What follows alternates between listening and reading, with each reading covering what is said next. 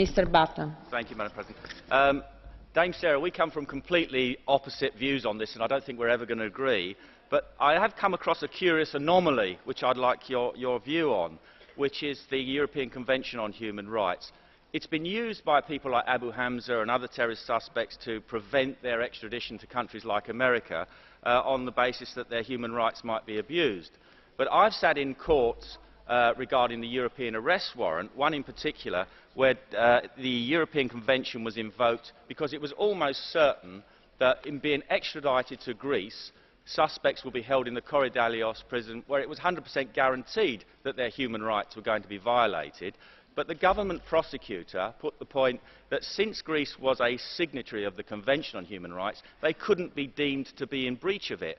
And the appeal court agreed with them, so the suspects were extradited. But isn't it odd that foreign countries are covered by the European Convention on Human Rights, but European countries it doesn't seem to apply and doesn't offer the protection that we would give to people being extradited to the USA?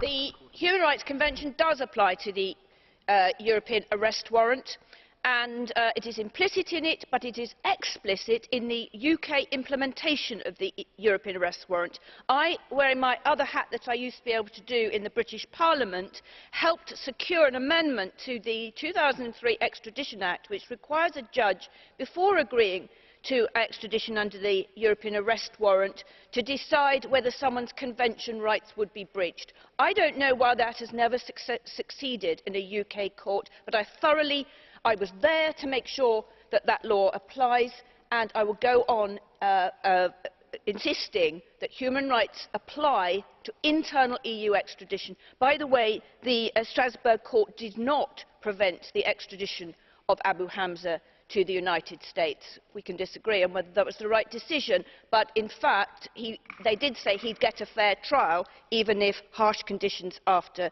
conviction. But the difference there would be after conviction, not pre-trial.